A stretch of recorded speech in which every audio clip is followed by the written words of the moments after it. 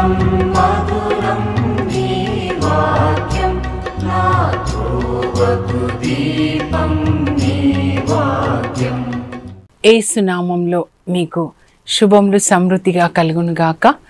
మధురం నీ వాక్యం అనే కార్యక్రమానికి స్వాగతం.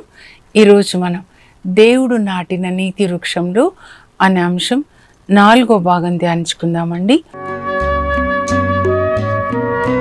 మధురం మధురం నీ వాక్యం నా త్రోవకు దీపం నీ వాక్యం. ఈరోజు దేవుడు నాటిన నీతి వృక్షం ఎవరు అంటే ఇస్సాకు. అబ్రహాం నుంచి పుట్టినటువంటి ఇస్సాకు అన్నమాట. ఈ ఇస్సాకు యొక్క కథ ఆదికాండం 24 నుంచి 27 వరకు 4 అధ్యాయాల్లో ఉంటుందండి. అబ్రహాందేమో ఆదికాండం 12 నుంచి 23 వరకు, అంటే 12 అధ్యాయాలు. ఇక్కడ 4 అధ్యాయాలు అనమాట. చూద్దాము. ఇస్సాకు అంటే ఇంటికి ఆనందం అన్నమాట. ఇంకా అందరికీ ఆనందం. ఇస్సాకు ఎక్కడ ఉంటే అక్కడ ఆనందం అన్నమాట. చాలా స్నేహశీలుడు అనమాట. Loving, caring. యేసు ప్రభు లక్షణాలన్నీ కూడా వీళ్ళ వంశంలో కనబడుతూ ఉంటాయన్నమాట. ఒక్కొక్క తరం. నెక్స్ట్ మళ్ళీ యాకోబు తర్వాత యోసేపు. యేసు ప్రభు లక్షణాలన్నీ వీళ్ళు కలిగి ఉంటారన్నమాట. నిన్న మనం ఆదికాండం 22 అబ్రహాము ఇస్సాకుని బలిగా ఇస్తాడు దేవునికి, అంటే అర్పిస్తాడు. కానీ దేవుడు స్వీకరించాడు. కానీ దేవుడు ఆయనకి ఆశీర్వాదాలు ఇస్తారు. టైం అయిపోవడం వల్ల నేను ముగించాల్సి వచ్చిందండి. ఆ తర్వాత మళ్ళా అబ్రహాము తర్వాత ఇస్సాకు మోరియా కొండ దిగి వాళ్ళు ఇంటికి వచ్చేస్తారు. కొండ ఎక్కేటప్పుడే ఆదికాండం 22:5 అబ్రహాం వాళ్ళతో పాటు తీసుకెళ్ళిన 2 పని వాళ్ళకి చెప్తాడు, మీరిద్దరు ఇక్కడే ఉండండి, నేను బాబు కొండ మీదకి వెళ్ళి దేవుణ్ణి ఆరాధించి తిరిగి వస్తాం. దేవుణ్ణి ఆరాధించడం అంటే దేవుని మాటకు లోబడి జీవించడం అన్నమాట. ఇస్సాకుని బలిగా ఇవ్వబోతున్నప్పుడు ఇస్సాకుతో మళ్ళా ఎట్లా తిరిగి వస్తాడండి? ఆయన విశ్వాసపు మాటలు మాట్లాడాడు కనుక దేవుడు ఆయన మాటని గౌరవించాడనమాట. మనం ఆయన మాటకి విధేయత చూపిస్తూ మనం ఒక మాట మాట్లాడితే మన మాటని దేవుడు గౌరవిస్తారని. ఆయన మాటని మనం గౌరవించామంటే మన మాటని ఆయన గౌరవిస్తాడు. అందుకే 1 సమూయేలు 2:30 దేవుడు మాట్లాడతారు అన్నమాట. నన్ను గణపరచు వారిని నేను గణపరుస్తాను, నన్ను గౌరవించు వారిని నేను గౌరవిస్తాను. ఆయన చెప్పింది మనం విన్నాం అనుకోండి, అప్పుడు మనం చెప్పింది కూడా ఆయన వింటారు. ప్రార్థనలో మనం దేవుణ్ణి అడుగుతూ ఉంటాం కదా, కానీ అసలు అడగకుండానే అన్నీ ఇచ్చేస్తారండి. అబ్రహాంకున్నంత ఈ ఐశ్వర్యము అంత ఇజ్రాయెల్ దేశం ఆయన అడగలేదు, కానీ దేవుడు ఇచ్చేశారు. ఒక్క అబ్రహాము, ఇస్సాకు, యాకోబు. ఆ యాకోబుకి 12 మంది పిల్లలు. వాళ్ళే అబ్రహాం పిల్లలే ఇప్పుడు ఇజ్రాయెల్ దేశంలో ఉన్న వాళ్ళు అనమాట. ఈ బైబిల్ చరిత్ర అంతా కూడా అబ్రహాం నుంచే వచ్చిందండి. ఆయన పిల్లలే. మరి ఇష్మాయిల్ ద్వారా అరబ్బులు వచ్చేసారు. ఆ తర్వాత యూదులందరూ అబ్రహాం పిల్లలే. ఆ తర్వాత పెంతెకొస్తు దినాన అపోస్తులు మరి పరిశుద్ధాత్మని పొంది సువార్త బోధించినప్పుడు పేతురు యేసు ప్రభుని అంగీకరిస్తారు.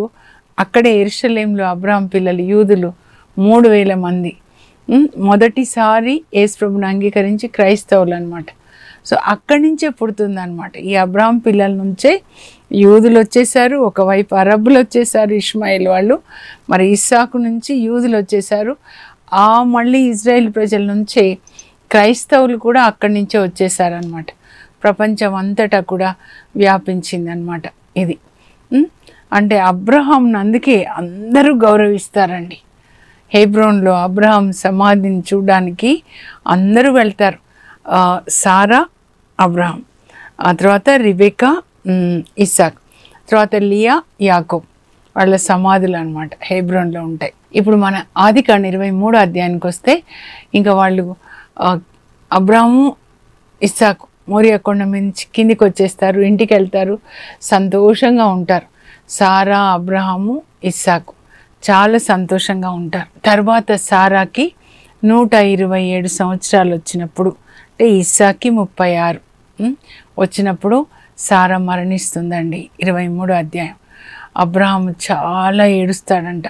చాలా చాలా ఏడుస్తాడు, జ్ఞాపకం చేసుకుంటాడు ఎలా తనతో పాటు అన్ని కష్టాలు పడింది, అన్ని కష్టాలు తనతో పాటు భరించి ప్రభు అని పిలిచింది. జ్ఞాపకం చేసుకొని ఏడ్చి ఇంకా ఆమెని పాతి పెట్టడానికి అక్కడ హిత్తీలు ఉంటారండి, హెబ్రోన్లో అన్నమాట. ఆ హిత్తీల ముందు సాగిలపడి మా కుటుంబంలో మరణించిన వాళ్ళని పాతి పెట్టడానికి మాకు కొంత స్థలం అమ్మండి అని మక్వేల గుహని అడుగుతాడనమాట. అది ఎఫ్రోనునకు చెందిందనమాట. ఆ మక్వేల గుహ, ఆ స్థలం మాకు ఇవ్వండి అని. వాళ్ళు అంటారు, నువ్వు మా మధ్యలో మహారాజులాగా ఉన్నావయ్యా.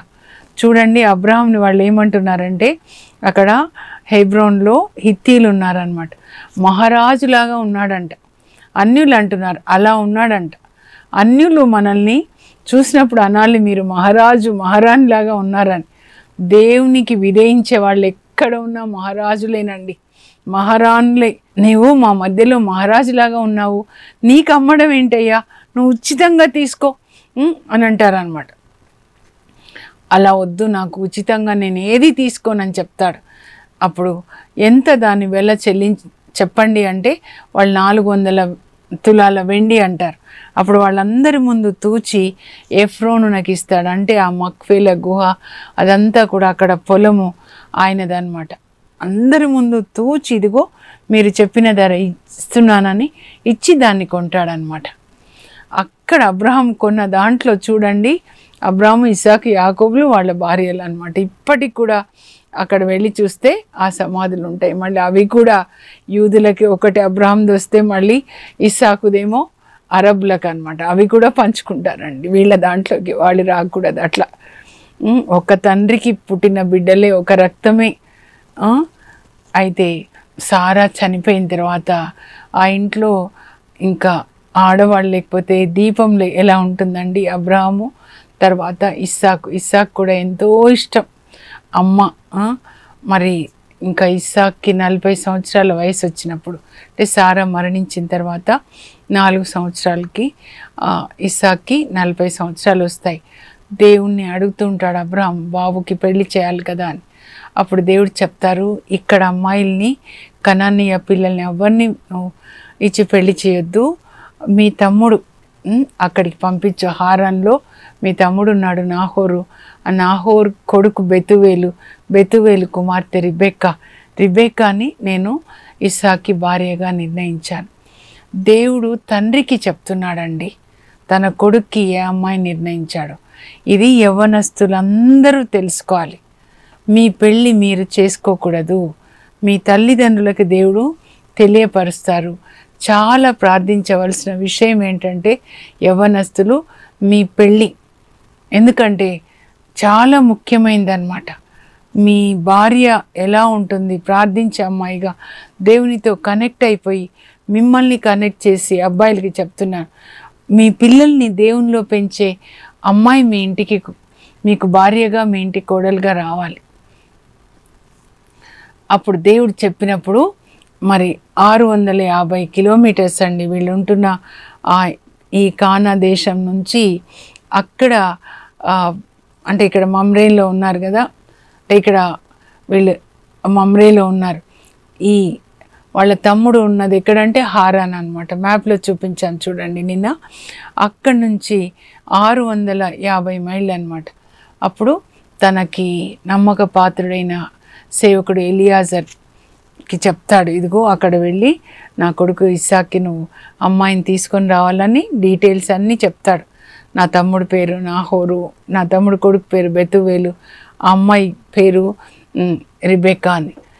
10 ఒంటెలు మోస అన్ని కానుకలు తీసుకొని వెళ్ళమని చెప్తాడనమాట. అయితే మరి ఒకవేళ అమ్మాయి ఇక్కడికి రానంటే, మీ కొడుకుని అక్కడ తీసుకెళ్ళానంటే ఎప్పుడు అలాంటి పని చేయొద్దు. అమ్మాయి రాకపోతే ఇట్స్ ఓకే, విడిచిపెట్టేసి, కానీ మిన్ను విరిగి, కానీ ఎలాంటి పరిస్థితిలో కూడా నా కొడుకుని అక్కడ తీసుకెళ్ళొద్దు అని నా తొడ మీద చేయి పెట్టి ప్రమాణం చేయి అంటే చేస్తాడండి. అప్పుడు ఇంకా ఎలియాజర్ 10 ఒంటెలు మోసాన్ని కానుకలు తీసుకొని వెళ్తాడు. వెళ్ళి అక్కడ హారాన్ చేరుకుంటాడు. అయితే ఇల్లు ఎక్కడా తెలియదు కాబట్టి బావి దగ్గర కూర్చొని ప్రార్థన చేస్తాడు, ప్రభువా నేను వచ్చిన పని నెరవేరేటట్లు నాకు సహాయం చెయ్యి. అబ్రహాము పని వాళ్ళు కూడా దేవుణ్ణి నమ్ముతున్నారు ఆ రోజులలో. ఇప్పుడు దేవుడు పిలిచింది అబ్రహాంనే కదండి, సారా, తర్వాత ఇస్సాక్. కానీ పని వాళ్ళందరినీ రక్షణలోకి నడిపించాడనమాట. చూడండి, ఇది ఒక నీతి ఫలం అన్నమాట. అబ్రహాం ఫలించిన ఒక నీతి ఫలం. పని వాళ్ళని కూడా రక్షణలోకి నడిపించాడు. అంటే ఆయన నీతి, ఆయన ఆరాధించే దేవుణ్ణి వీళ్ళు కూడా ఆరాధించేలాగా చేసింది. మనలో దేవుని లక్షణాలు కనబడినప్పుడు కదా అండి ఇతరులు మరి యేసు ప్రభుని అంగీకరించేది. ఆయన ప్రార్థన చేస్తాడు, ప్రభా ఇది ఇలా జరగాలి, ఇక్కడికి బావికి నీళ్లు, బావి దగ్గర కూర్చుంటాడు అనమాట. బావికి నీళ్ళకి అమ్మాయిలు వస్తారు. వచ్చిన అమ్మాయిని, అమ్మ నాకు చాలా దాహంగా ఉంది, కొంచెం తాగడానికి నీళ్ళు ఇస్తావంటే ఆ అమ్మాయి మీ ఒంటెలకు కూడా నీళ్ళు ఇస్తా అని చెప్తే ఆ అమ్మాయే మీరు మా యజమానుడికి భార్యగా నిర్ణయించారని తెలుసుకుంటాను అంటే ఇస్సాక్ అనమాట. అప్పుడు ఎలియాజరు ప్రార్థన ముగించనో లేదో రెబెక్కా కడవ భుజాన పెట్టుకొని చక్కగా బావి దగ్గరికి వస్తుంది. కళ్ళు తెరవగానే ఎలియాజర్ చూస్తాడు, అమ్మాయి చక్కగా ఉంటుంది, అబ్బా ఇస్సాక్కి సరిగ్గా బాగుంటుంది అనుకుంటాడు. అమ్మాయి మగపోడిమి ఎరుగని కన్య, అందగత్తే మగపోడిమి ఎరుగని కన్య. ఆదికాండం 24:16.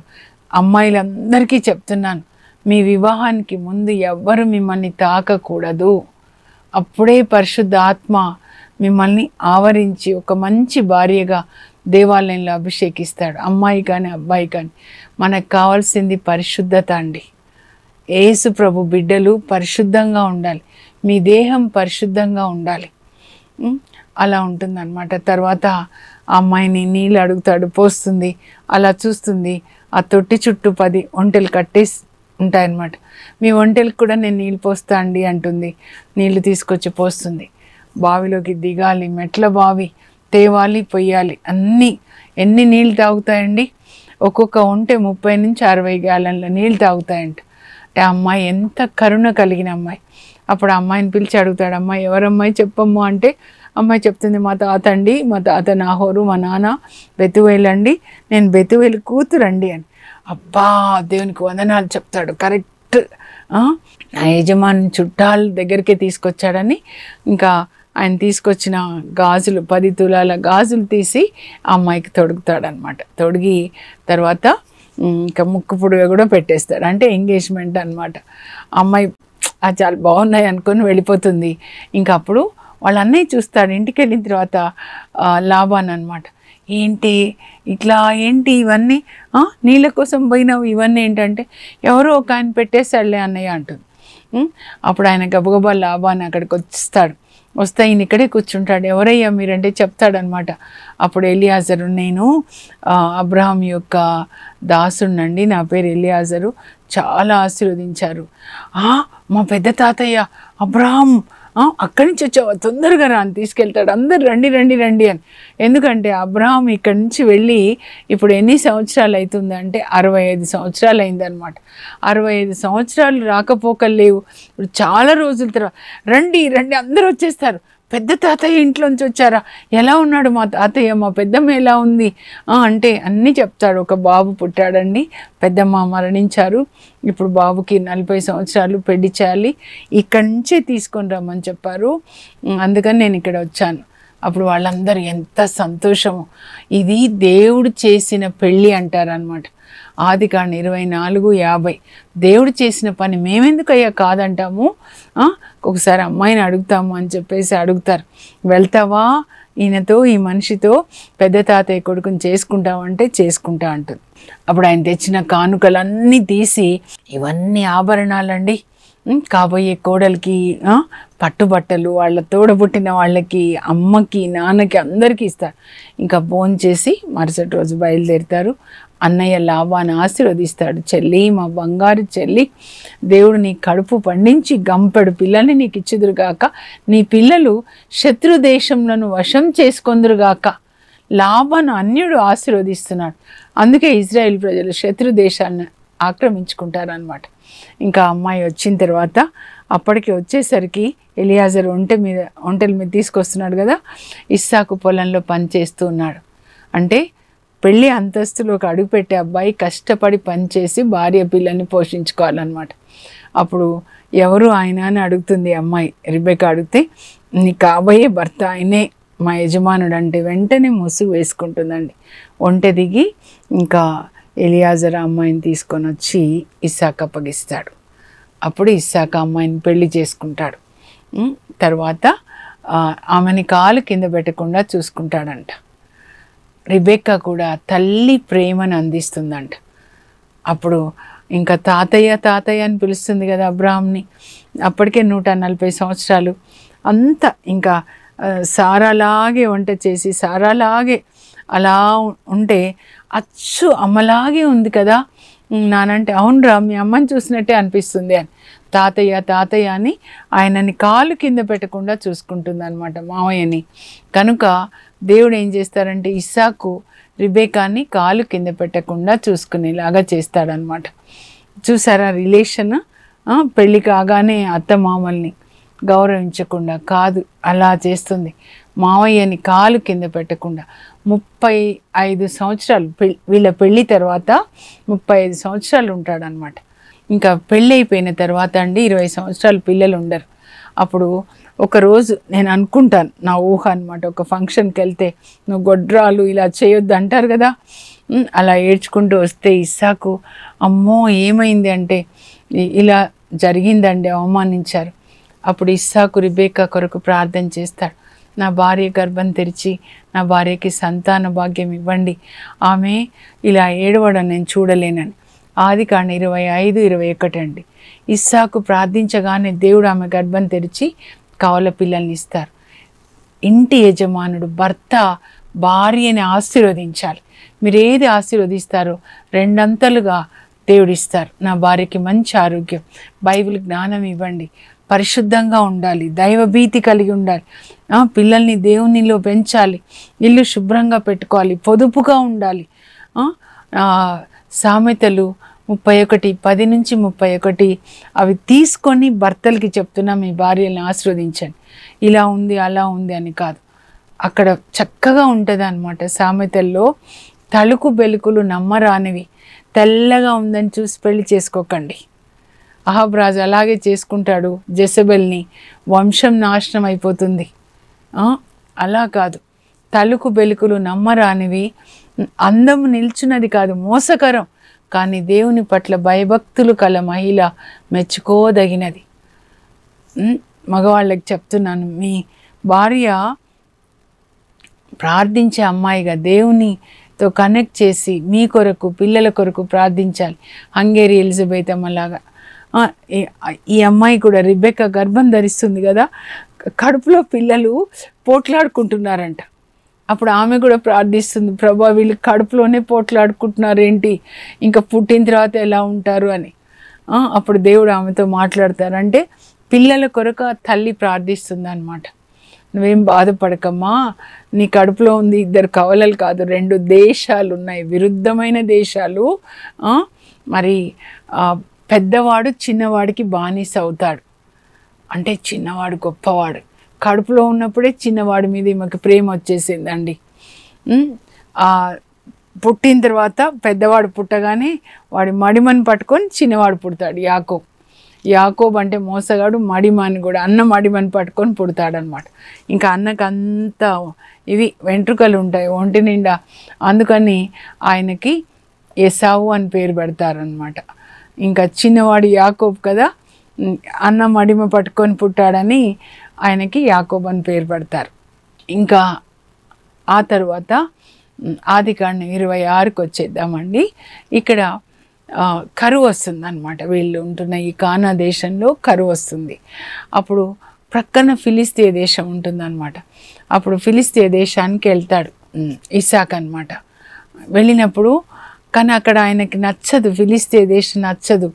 మా నాన్న కరువు వచ్చినప్పుడు ఐగుప్తుకి వెళ్ళాడు కదా ఆదికాండం 12లో. సో నేను కూడా అక్కడికే వెళ్దామని అనుకుంటుంటే దేవుడు ఆయనకి ప్రత్యక్షం అవుతారనమాట. ఇస్సాకి ప్రత్యక్షమైన వాటిలో వెళ్ళకు, ఇక్కడే ఉండయ్యా, నేను నిన్ను ఆశీర్వదిస్తాను, నువ్వు ఐగుప్తుకి వెళ్ళకు, ఇక్కడే ఉండు అని చెప్పి, మీ నాన్న అబ్రహాము నా మాటలు పాటించాడు, నా ఆజ్ఞలన్నీ పాటించాడు, నేను ఏదేది చెప్పానో అదంతా పాటించాడు, కనుకనే నేను ఆశీర్వదిస్తాను. నాన్న దేవునికి విధేయిస్తే పిల్లలకి ఆశీర్వాదాలు అన్నమాట. దేవుడు మోషేకి 10 ఆజ్ఞలు రాసిచ్చాడు, కానీ అబ్రహాంకి, ఇస్సాక్కి, యాకోబు వీళ్ళందరికీ ఆజ్ఞలు ఇచ్చాడండి. కాకపోతే అప్పటికి ప్యాపిరస్ పేపర్ మీద రాయడం ఇంకా కనుగొనబడలేదు కాబట్టి ఓరల్గా చెప్తా ఉన్నారు, నోటి ద్వారా చెప్పారనమాట. నేను ఏది చెప్పాను అదంతా మీ నాన్న పాటించాడు, కనుక నేను ఆశీర్వదిస్తాను. తండ్రులు తల్లులు మీకే ఈ వాక్యం అన్నమాట. అప్పుడు ఆదికాండం 26:6 మీరు చదవండి. దేవుడు చెప్పినట్లుగా ఇస్సాకు అక్కడే ఉండిపోతాడు. దేవుడు చెప్పినట్లుగా చేశాడు. అబ్రహాము లోంచి పుట్టాడు కదండి, అదే జీన్స్, అవే రక్తం అన్నమాట. అట్లా ఊడిపడ్డట్టుగా తండ్రి ఎట్లా దేవుడు చెప్పింది చేశాడో ఇక్కడ ఇస్సాకు కూడా దేవుడు చెప్పినట్లే తనకి నచ్చకపోయినా అక్కడే ఉండిపోతాడనమాట. ఆ తర్వాత ఆదికాండం 26:12 వస్తే అక్కడ ఉన్నాడు కదండి, ఫిలిస్తీయ దేశంలో గెరార్లో విత్తనాలు వేస్తే 100 రెట్ల పంట. మిగతా వాళ్ళకి పండట్ల, ఫిలిస్తీయ దేశంలో ఉన్న వాళ్ళకి. ఇంకా ఆయన పశువులను ఎట్లా ఆశీర్వదిస్తారంటే గొర్రెలు మేకలు అన్ని మందలు పెరిగిపోతున్నాయి యోబుకున్నట్లుగా అనమాట. వీళ్ళ సంపద అంటే అదే, వీళ్ళు గొర్రెల కాపర్లు అనమాట. అబ్బా ఎంతగా ఆశీర్వదిస్తాడంటే దేవుడు ఇస్సాకుని ఆశీర్వదిస్తే క్రమక్రమముగా అభివృద్ధి చెంది మహాసంపన్నుడైపోతాడు. ఫిలిస్తీయ దేశంలో ఆయన రిచెస్ట్ పర్సన్ అనమాట. అప్పుడు అందరికీ తెలిసి, రాజుకి తెలుస్తుంది, అబీమెలెకు రాజుకి, అబ్బా ఇస్సాకి ఇంత రిచెస్ట్ పర్సన్ అయిపోయాడు, ఎక్కడి నుంచో వచ్చి నువ్వు ఇక్కడ వచ్చి మొనగాడైపోయినావే అని చెప్పి ఆ ఫిలిస్తీన్లు కూడా ఈయన పొలంలో బావి తవ్వినప్పుడల్లా నీళ్లు పడతాయన్నమాట. కనుక వీళ్ళు వెళ్ళి మట్టి పోసి బావి పూర్తి చేస్తూ ఉన్నారు. మనం ఎట్లా తీసుకోవాలంటే దేవుని యొక్క ఆశీర్వాదాలు, బావిలో ఊటలు అంటే ఆశీర్వాదాలు, ఫిలిస్తీన్లు అంటే దయ్యాలుగా తీసుకోవచ్చు. పిచాచులు మన ఆశీర్వాదాలు ఆపేస్తున్నారు. కానీ వాళ్ళు బావిలో మట్టేసినప్పుడు పని వాళ్ళు వచ్చి చెప్తారు, అయ్యో ఇదో బావిలో నీళ్లు పడ్డాయి కదా, మన బావిలో మట్టి పోస్తారు, పోన్లే ఇంకో చోట బావితో పడి అక్కడ కూడా నీళ్లు పడతాయండి, జల పడుతుంది, అది కూడా వాళ్ళు వచ్చి పూర్తి చేశారయ్యా అంటే ఇంకో చోట. వాళ్ళు ఏమనుకుంటారంటే ఇలా పూర్తి చేస్తే ఏంటది పోట్లాట పెట్టుకోవడానికి వస్తాడు కదా, వచ్చినప్పుడు మాతో పోట్లాడాడని ఒక నేరం మోపి ఆ ఊరి నుంచి వెళ్ళగొట్టాలి ఫిలిస్తీయ దేశం నుంచి అని. ఇంకా చివరికి అబీమెలెకు రాజు వస్తాడు, పో ఇక్కడ వచ్చి నువ్వు మొనగాడైపోయినావు వెళ్ళిపో అని అంటాడనమాట. ఇంకా తర్వాత ఆయన మళ్ళీ వచ్చేస్తాడండి ఫిలిస్తీయ దేశం నుంచి. ఇంకా బెర్షెబా అంటే కానా దేశానికి వస్తాడు. దేవుడు ఆయనతో మాట్లాడతారనమాట. ఏంటంటే నువ్వు ఇక్కడే ఉండయ్యా, నేను నిన్ను ఆశీర్వదిస్తాను, ఈ భూములన్నీ నేను మీకు ఇస్తాను. వాళ్ళ నాన్నకేమి వాగ్దానాలు చేశాడు దేవుడు, ఇక్కడ ఇస్సాకు కూడా చెప్తున్నాడు, ఇవన్నీ భూములు నేను మీకు ఇస్తాను, నీ సంతతిని నేను అభివృద్ధి పరుస్తాను, ఇవన్నీ వాగ్దానాలు ఇస్తాడనమాట. ఇంకా అప్పుడు తనకి ప్రత్యక్షమైన దేవునికి ఆయన బెర్షెబాలో బలిపీఠాన్ని అంటే దేవాలయాన్ని కట్టి దేవుని ఆరాధిస్తాడు.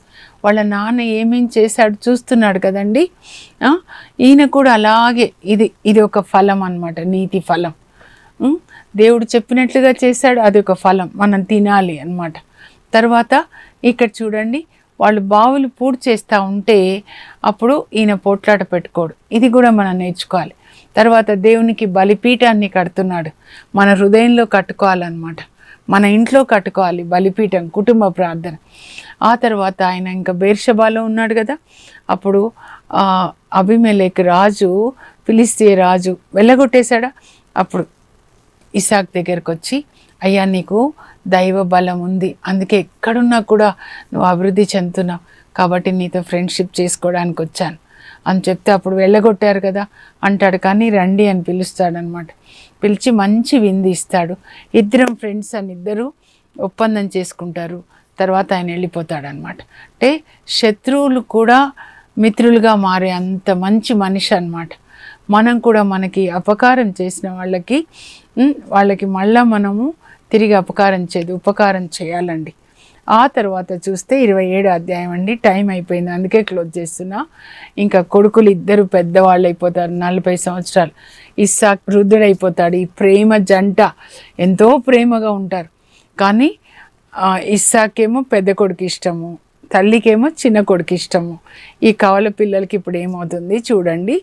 ఆయన ఆశీర్వదించాలి అనుకుంటాడు ఏసావుని, కానీ తల్లి ట్రిక్ చేస్తుంది. అప్పుడు యాకోబుని ఆశీర్వదిస్తాడు. ఆదికాండం 27 అండి.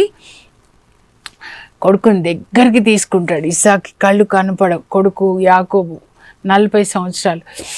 ఆ కొడుకు చొక్క వాసన చూస్తాడు. ఇదిగో నా కుమారుని సువాసన, దేవుడు దీవించిన పొలము తావి వలె ఉన్నది.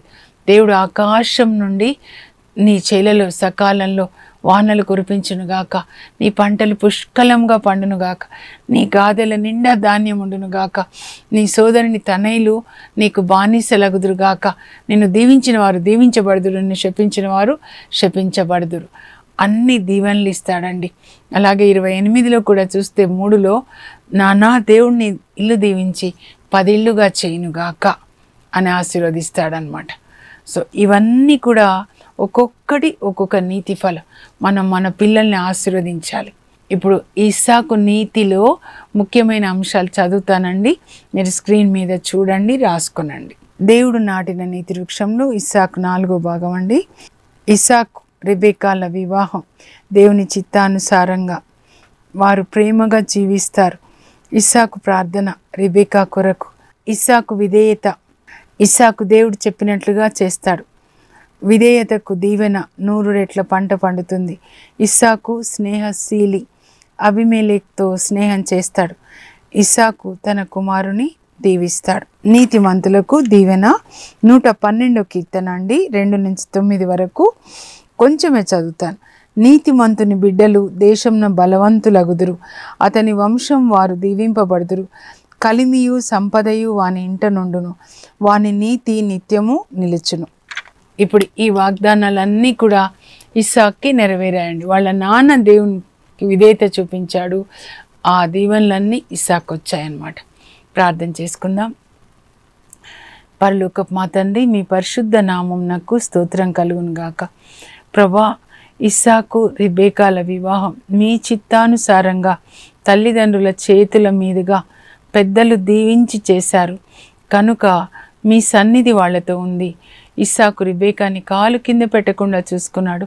రెబెకా మరి తల్లి ప్రేమని తన భర్తకు అందిస్తుంది, అలాగే తన మామగారిని చూసుకుంటుంది. ప్రభా, మరి ఇస్సాకు మీ మాటకి విధేయించాడు కనుక అతడు విత్తనాలు వేసినప్పుడు 100 రెట్ల పంట వచ్చింది. ప్రభా, మీ మాటకి లోబడి జీవించాడు. మీరు ప్రత్యక్షమైన చోట దేవాలయాన్ని నిర్మించాడు, బలిపీఠాన్ని నిర్మించి మిమ్మల్ని ఆరాధించాడు. తనకెంత హాని చేసినా, ఫిలిస్తీన్లు బావులు పూర్తి చేసినా కూడా వాళ్లతో పోట్లాటకి దిగలేదు. ప్రభా, అబీమెలెకు తరిమి వేసినా కూడా, వెళ్ళగొట్టినా కూడా అబీమెలెకు వచ్చినప్పుడు అతన్ని సాదరంగా ఆహ్వానించి అతిథి సత్కార్యాలు చేస్తాడు. అలాగే తన కొడుకుని నాయనా మనసారా హృదయమారా ఆశీర్వదిస్తాడు.